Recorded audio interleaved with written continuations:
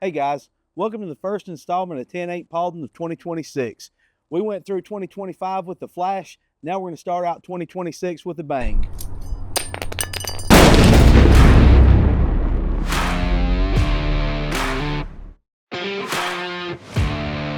All right, guys, as we blast off into 2026, I'm Lieutenant Rickey Waters with Paulding County Sheriff's Office. We wanted to highlight today something big that we have at the Sheriff's Office, which is our SWAT team and the equipment that we have. I have my really good friend Kevin Dutton with me. That's the brand new commander this year of our SWAT team. Yep. So, Kevin, tell us a little bit about your history and what you do here at the Sheriff's Office. Yeah, absolutely. My name is Kevin Dutton. I'm a lieutenant here with the Sheriff's Office. I'm assigned to the training division. I serve as our assistant director of training, but I'm also our SWAT team commander. That's a role I took over this past year, December 17th.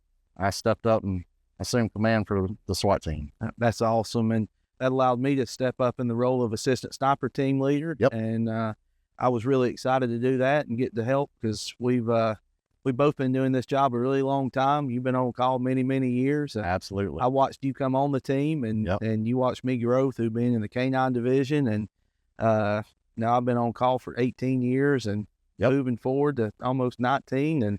And you're right on my heels. Getting right on your heels with that. So, chasing right behind you. But it's been a good time. And just like Randall, our day will come sometime, but we're so glad and appreciative of the things that he did for this team being there since the beginning. And talking about the beginning of this team, can you give a little bit of history of why Paulding County ended up with the SWAT team in December of 1998? Yeah, sure. So like you said, back in 1998, towards the end of the year, the county had a really bad call out. We didn't have a SWAT team at the time. So it ended up being a hostage situation, and our deputies didn't have the tools necessary to engage in that type of an event. So we ended up having to surround the house. They knew that the suspect had a lot of weapons, and of course they were pretty much outgunned.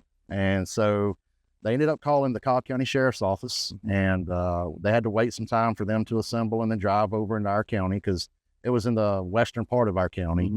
And so we had to wait and then rely on them to get there and take over the scene for them to be able to handle that event for us. So with that being said, once that was over, it was determined that there is a need, because there have been several more incidents where, hey, it would have been beneficial. Sure. So that we could better serve our citizens and keep our deputies safe. So they actually got with Cobb County Sheriff's Office and started training. And in 1998, we kicked off our own SWAT team, and that was a little over 27 years ago. 27 years ago. It's been a long time, but definitely needed. At that time, we had about 80,000 citizens in the county. Yeah. We're pushing upwards of around 200,000 now, so it's definitely needed. And our SWAT team's grown with it. But speaking of SWAT, and you mentioned that we might not have had the training and the abilities back then. What does SWAT stand for? What training could we look at that we get that you could tell us about that gives us the ability to go in and help in hostage situations and in high stress situations? Yeah, so, SWAT itself, it stands for Special Weapons and Tactics. So we have a lot of special weapons that we deal and train with. And most people think you guys have full auto weapons, you have suppressors. Yes, we do. We have all those things. We have 308s, but we also have a lot of what we consider less lethal rounds, because the main goal of our SWAT team, and any SWAT team for that matter, is to save lives. It's not to take lives. That's the last thing we want to do. And we have been very, very proficient in that. So a lot of our weapons are less lethal. We have gas guns, sometimes called a 40 Mike. We have pepper ball guns, less lethal shotguns, breaching shotguns. We have robots. We have drones. So there's a lot of special gear, tools, equipment that falls under the special weapons aspect. And then, of course, we go back to the tactics. So our team train religiously every single Wednesday. We get together, and at a minimum, we are training 4 hours every single Wednesday for the whole year. So we take training very seriously. Our team is made up of deputies and individuals from within our sheriff's office that have different roles and responsibilities, such as me. I'm at training. That's my full-time gig, and you being over community relations, but we still serve on the team. And we have deputies that are from all over, from criminal investigations to school resource, patrol division, K-9 division. So it's imperative that every single week we get together, we train those tactics so that we're as proficient as we can be for any scenario that we may encounter. Yeah, just like anything else, if you play football and you don't practice exclusively when a play is called, you're not going to be able to make that play as proficiently if you practiced it over and over again. So, our entry guys will make an entry into the shoot house down at the bottom of the hill over and over and over again to become proficient at knowing how the person behind them and in front of them is going to move so that they don't have to think about it when we're deploying those tactics and we're having to go into a house to inevitably attempt to save somebody's life. Sure. Of course, the making sure we enforce laws is what we do, but saving lives is the primary focus that we have, like you said. Absolutely. Our main goal is for everybody to be safe, and that's why we have special gear, special tactics that we employ. The last thing we want is for anybody to get injured. That includes any innocent people. That's our priority. Hostages, innocent people, other deputies and police officers, wherever we're going to serve, and the suspects. That is important to us as well. Absolutely. We take pride in that. That is our main goal. It's going to always continue to be our main goal. And I feel like it's that way for most SWAT teams. And I'm glad also you made a reference a while ago about a football team, and really a SWAT team is modeled just like a football team. I would pretty much be considered the head coach. Yeah. I've got team leaders such as yourselves. You guys are my assistant coaches. We have our entry team. That'd be like an offense, and then our snipers be more of a defense. That's right. So it's pretty much modeled and pretty much ran the same. I'm in charge of making sure my assistant coaches is out there running practices and running training and making sure that these guys are trained up, ready to go. When we call a play, they know what to do and they execute it without having to think about it. That's right. That's right.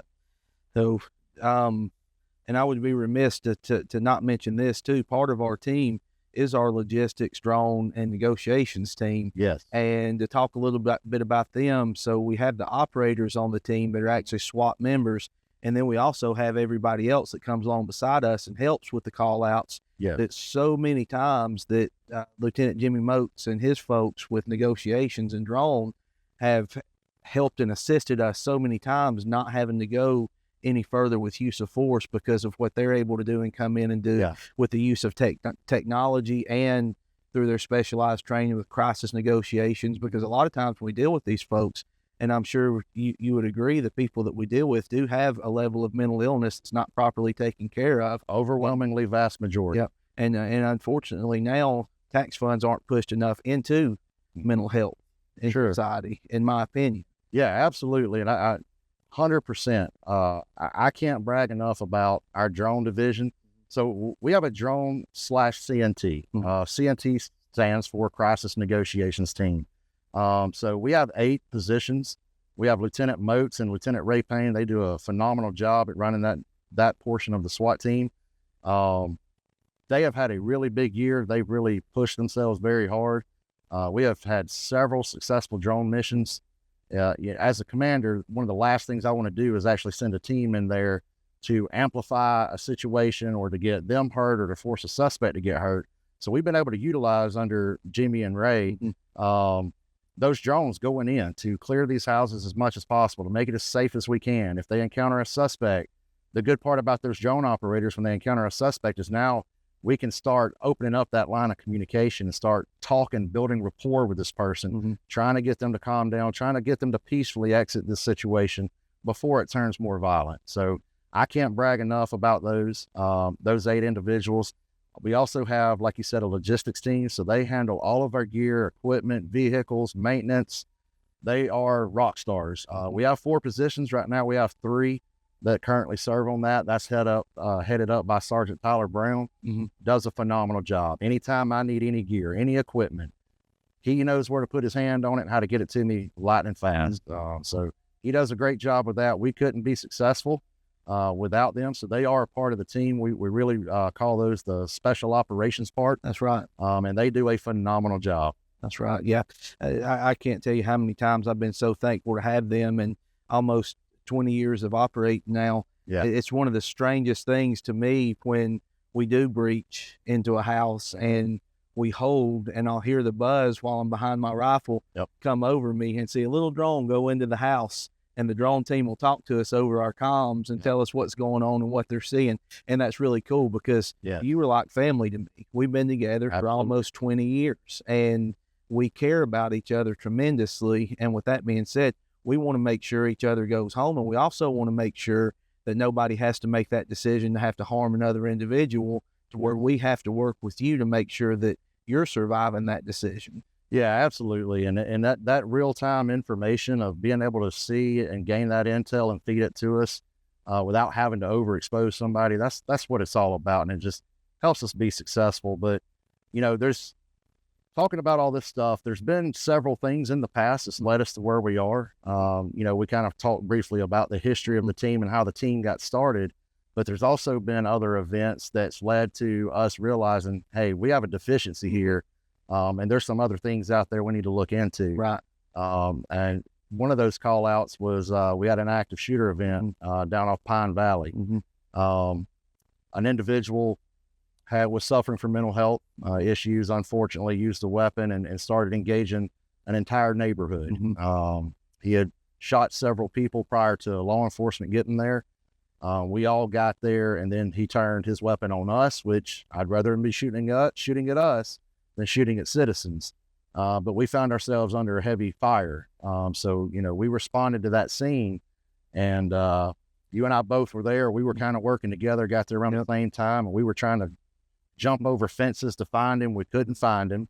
He was in a backyard that was secluded, heavily fenced, lots of connexes and objects that we literally could not find this guy and see him. Eventually, we also had injured citizens that were still under heavy fire that we were trying to get to, and we didn't have an armored vehicle to get to them, but we were still going nonetheless, and we were putting ourselves really at risk at getting killed doing that, which that's what we'll do if we have to. But then, we start looking at, do we really have to in these situations? Are there things? And that one call out basically led to two different huge things that changed the game of how we do things on the SWAT team for Paulding County. Number one, we had to call our sister team, Cobb SO again. And we had to call Douglas SO, and they had armored vehicles, which is a Bearcat, which is what we're standing in front of now. Which Douglas and Douglasville share, and they both responded with us. Absolutely. So we work as a brotherhood and a family and sisterhood.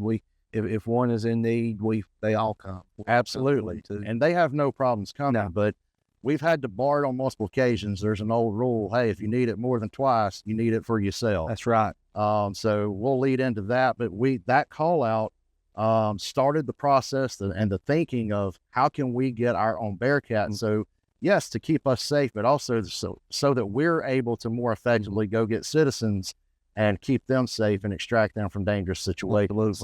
Absolutely. Another thing that we realized from Pine Valley was eventually the suspect, he did end his own life. Okay.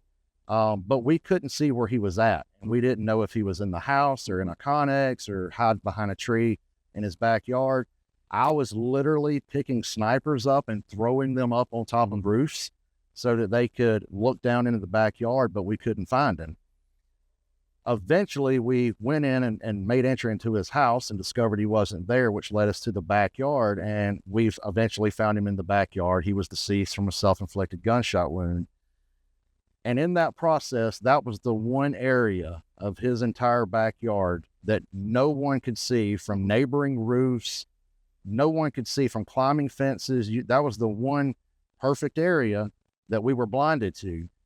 And then we realized, hey, if we had a drone, within minutes, we could have flown that drone and we would have seen exactly where he was, which would have sped up the process a lot more. Absolutely. Because who knows their own kitchen better than yourself. Exactly. So, and that leads us to this piece of equipment that we're behind. Yep. One of the greatest pieces of equipment that we've ever got for this county. Yes, we're excited. It is cool. And we love how I get to drive it, so I think it's the greatest. It is the greatest. Any operator, we get to drive it and have fun with it. And it is. But this vehicle here, so our current sheriff, Ashley Henson, wasn't even the sheriff at the time, but he was a PIO. He took it upon himself and he really spearheaded working with the state legislatures, working with all the state government, and reaching out to everybody who would listen. And he worked tirelessly on this, but he was able to find funds through, I believe, a GEMA grant, and work through those grants so that it wouldn't cost the taxpayers a single dime. And we were able to acquire this Bearcat at no cost to Paulding County to bring it back here so that we could serve our citizens and keep them safe and keep ourselves safe. And we're forever grateful for him, because this thing right here, we've already had to use it in some very dangerous situations. It's been deployed many, many times. Absolutely. We've saved a lot of citizens with it. It's kept us safe in several instances. And so we're very proud to have it. And like I said, the best thing is it didn't cost our taxpayers a single dime. Didn't cost a thing. And what a great piece of equipment to have when you pull up to a house and you know that your folks are safe and you have something that you can be in, because absolutely, when you hear the bumblebees flying by your head, and we both have now, it's being able to get behind something like this is very nice. Absolutely, because I have a family that I want to go home to. Yes, so that's the thing about it. All of us, we are the community. All right, we are no different than the citizens we serve. We are the community. We have husbands, we have wives, our kids are in school, we go to the same churches, we shop at the same grocery stores. So we have a vested interest in keeping this community safe. So every tool we can use to do that, I think it's a great thing. Yeah, absolutely. Absolutely. And we have a lot of fun doing it. We do. So we really enjoy our job. We like to get out here and cut up and have a good time. And, especially on Wednesdays, that's one of my favorite days of the week. It gets me out of the office, and we get to come out here and have fun. We get to exercise together. We get to shoot guns together and do all the things that we love to do, that we got into this job for. So we talked earlier a little bit about less lethal, but one of the things that we can do, and that I have to do a lot as a sniper, is to sit and wait. Yeah. But as we sit and wait, we can wait people out. And one thing that we can use with the less lethal is our gas, and we can introduce gas into the house. That's one of the tools that we can. Absolutely. We do that quite frequently. Yeah. So remember in the days before we had this, what we had to do? Yeah, absolutely. We had a gas canister. Yep. We put it in an ammo can that we had drilled some holes in, and we had to just bebop up there, break out a window, and then toss it in the house. You know, he's got a rifle. He's been shooting at us, but that's the only way we're going to deploy that gas, right? Yep, that's right. And we gladly did it. You know, we did what we had to do. But now with the purchase of this, we now have a boom that we hook onto the front of it, and we can set in the comfort and safety of this Bearcat and deploy gas into that house. It's got a needle, sticks off the end of that boom. You pull up, ease it through a window or a door, hit a little switch, and now you can deploy gas in there. And that is a less lethal way of trying to convince that suspect to come out to us. Because like I said earlier, the last thing we want is for them to get hurt. Yeah. For them to get hurt, or any of us to get hurt, or any citizens to get hurt. So that's just another added benefit of having this, so we can safely do that. So yeah, it's really paid off in dividends in multiple different facets. That's awesome. So we've talked about the history. We've talked about some of the equipment that we have. We've talked about the elements of the SWAT team. Let's talk about some of the crime that I think we've prevented in 2025. Yeah. We took a little heat because we are trying to be more transparent. Sheriff Henson just addressed that in a video. But everything that we're doing is in the effort of transparency and being more involved with our citizens. Yes. When we looked at the numbers that we ran from the last few years, and I saw that we were down 50% in overdoses. Yes. That to me hit me so hard. Absolutely. As to what we're doing, 50% down. Yes. Because our drug task force agents are out there working cases and opening cases and running cases and utilizing us to let people know, to knock on doors, and to let the citizens know that Sheriff Henson's promise to stop crime at the county line is going to happen. And we've cut overdoses down by 50%. Absolutely. You may be able to still find drugs in Paulding County, but we're actively looking for you. Our deputies are encouraged to go out on a daily basis so that we can find those drugs and get them off the street. And then, so these knuckleheads that want to come out here and commit crime inside this county, we will find you, we will prosecute you, and if we have to, this will roll up in your driveway and we'll kick in your front door and come in and get you. So Absolutely. and that's what we do. Yep. We don't want to have to do that. We would much rather prefer you don't break the law in Paulding County. Yep. Go somewhere else and do it. Absolutely. But do not do it here, because we will come and get you.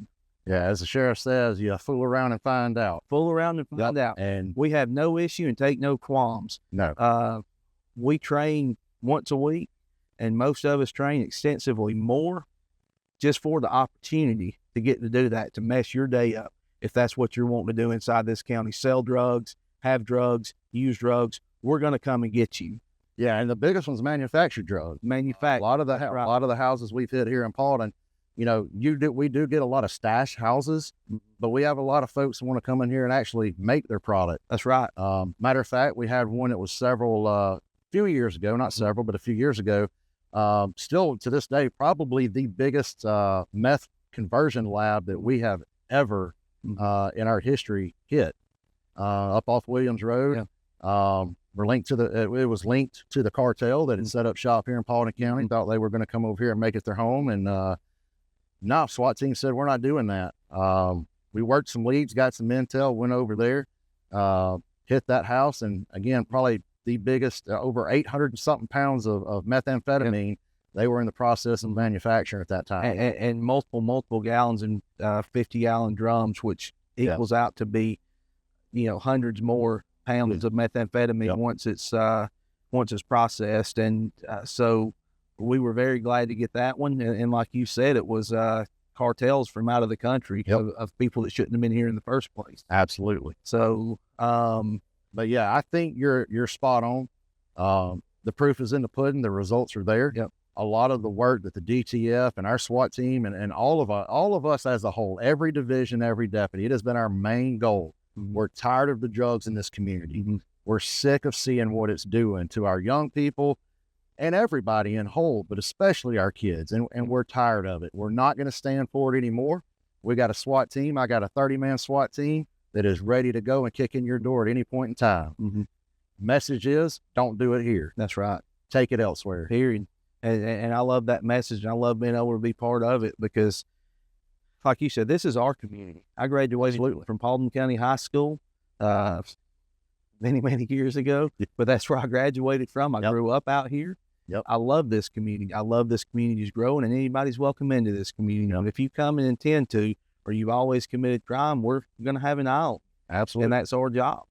So it's a very exciting thing, and it's something that I really enjoy still getting to do to this day. And I know everybody's time comes to an end, but I hope mine has a lot. We got 4 years left. We got a few more years, I think. Yeah, so absolutely. We've got to do this for a really long time. We've had a lot of fun together. It's funny, and we'll go back to tell kind of a funny story.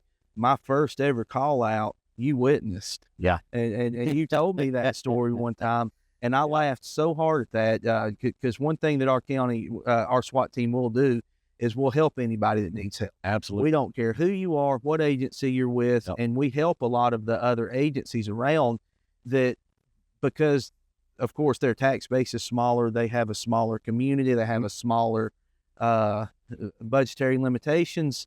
They don't get to have SWAT teams like we have. It's not that they don't have the capabilities, they're a great department. Absolutely. But sometimes you need to call on a bigger department that has more resources.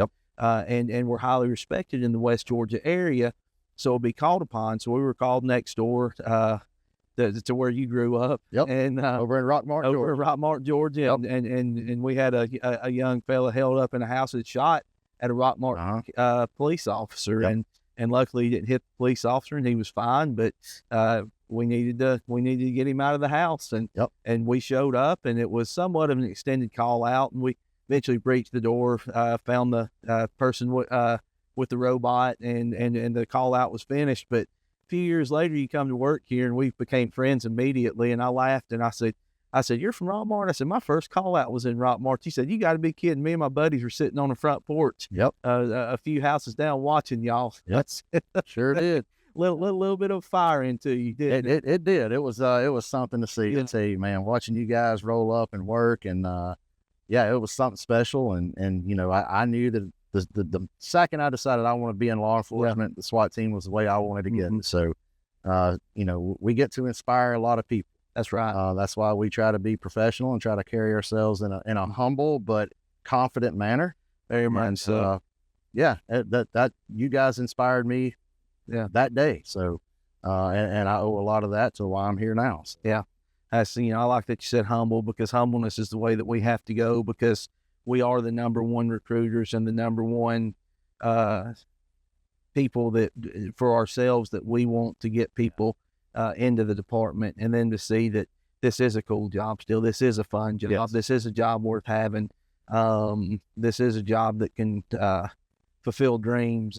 Yes. And make your heart warm with what we get to do. Absolutely. It definitely matters. We make a difference. We make a big change in our community. It's also, it can be fun, and people need to know and understand that. I love and enjoy this job just as much today as I did the day I started. And I think you feel the same way. I've never lost that passion. It's a passion to serve. Yeah. It's a passion to be there, help the community. And like you stated earlier, circling back, our team doesn't just serve Paulding County. That's right. We will go around every surrounding county that needs us. We have a couple of counties that don't have a team. As a matter of fact, our drug task force is actually composed of 3 different counties. That's right. All of Polk County, all of Haralson County, and all of Paulding County. So we serve all of their warrants. So if the Northwest Georgia Fugitive Task Force, Northwest Georgia Drug Task Force, if they're making a case against you, you're going to get to see me and you and all the rest of it. Absolutely. We're going to be rolling up in this, and we're going to take care of business. So when we look at SWAT, obviously this is a hard job and something that a lot of people want to do, but not everybody might be able to do. So what does it take to get on the team? We've got tryouts coming out in a couple of months. Yes, sir. That any one of our deputies can come out and try out for. But what do they need to do, and what do they need to accomplish to be able to do that?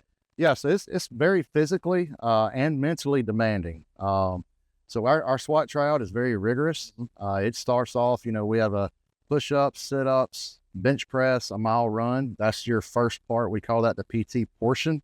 You have certain numbers that you got to hit, and it's dependent upon your age. From there, we move on. We'll come out here. We do some shooting, have to shoot the state administered test.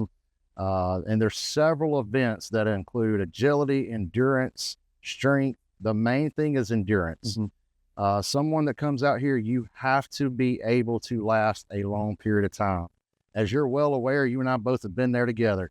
Some of these call outs can last 8, 10, 12, 15 hours nonstop. January and the rest of the month. Absolutely. It's January through December. It can January or June, we're out there. Hey, we've been on call outs before where it's literally been sunny and 75. And by the end of that call out, we're getting snowed on and everything in between. So we really test your endurance. There's a candidate program that we start before every tryout where we bring you in because we train every Wednesday. And we'll actually spend about an hour and a half with you, PTing you, showing you the events, giving you pointers, giving you shooting tips to try to help you get prepared for that tryout day. But it is a long tryout day, and it's very rigorous. But our deputies have to have been mandated, which means they pass basic mandate, and they have to have successfully completed our field training officer program. Those 2 things have to be in place before they're eligible to try out for the SWAT team. But we highly encourage everybody. We usually hold 2 a year, one in the spring, one in the fall. So we try to get that information out on those tryout days as soon as possible. That way we give them months in advance to really step up and increase their physical abilities, because it's very high demanding. And it's also something that's very demanding mentally as well, because right now we're currently on call 24/7. It's very hard to get off call. So within, 1 hour of receiving notification, you've got to be on scene. So it's very high demanding. It can be very stressful, very hard on families. There are times that you can take vacations, but you're not going to be taking a lot of them. That's right. So, but that's pretty much what it takes to get started and get on your way to becoming a team member. It takes a lot. One of the biggest things is the mental fortitude and the ability to just be out for a long period of time and be able to handle it. Yeah. The training is, as you know and well aware, it's no joke. It is some of the most high stress training that we can put you in. And it's because if you're on one of these scenes, it is the most high stress scene that there's going to be. So we're going to train every scenario we can. We're going to induce as much stress onto you as we can, but teach you how to successfully operate in those stressful environments. That's the whole main goal of PTing you really bad and then trying to get you to shoot good. We understand you're not going to shoot as you could while you're not stressed, but you're never going to be in an environment where there's no stress. Stress is always going to play a part. So the mental aspect we take seriously with training and with the tryouts. We have to have somebody we can rely on that we know is going to be mentally tough and capable of performing in those high stress situations. Yeah, and it's hard to find those individuals sometimes, because Can be. not everybody wants to be on call all the time. Not everybody wants to put forward the effort to do what it takes, and that's okay. Absolutely, that's fine. But we do require that from whoever comes out. So yeah, and we enjoy it. Absolutely, absolutely. We have a great time, and we really bond. You know, it's a brotherhood and a sisterhood of law enforcement. But when you step onto a tactical team in that environment, you become really like family. Absolutely. It's very close. And it's because of the types of situations that we're in on the real live call outs, but also during the training. But a very undiagnosed family. Yeah, exactly. But no, we have a great time. We like to cut up a kid and give each other a hard time. And, but it's all because, you know, we love each other. And the biggest thing about SWAT is if you're going to be my team member, I got to know that when I go left, you're going to go right. That's right. Because I'm going to be exposing my back. I got to know you're going to have my back, and I got to have complete trust. It is basically a marriage. Every time two operators, before they go in a room, they have to know and they have to trust, which we all do. Yeah. Because we've been on the team for a long time. But as a new person, we got to feel you out. We got to see if you got what it takes, because ultimately my life and all the other operators' lives are in your hands at any given time. You're my eyes in the back of the head. Absolutely. So I agree. All right, guys, thank you so much for tuning in and hanging out with myself and Lieutenant Kevin Dutton, my good friend. This has been great getting to stand out here on this beautiful, oddly warm January day. Yep. But I'm enjoying it. So hopefully we get a little cold weather to kill the bugs. But if not, I'm going to continue to enjoy this mild weather. We hope you enjoyed this, and remember, as things heat up, our work's going to be heating up too, and we're gonna be out there if we're needed. Yes, sir. They always say the hotter the weather, the hotter the calls. That's right. So just know that it's been a pleasure, man, and look forward to an awesome year of 2026. We're pumped up, ready to go, and it's been a pleasure. Thank you for stopping by. Yes, sir. Thank you. Absolutely.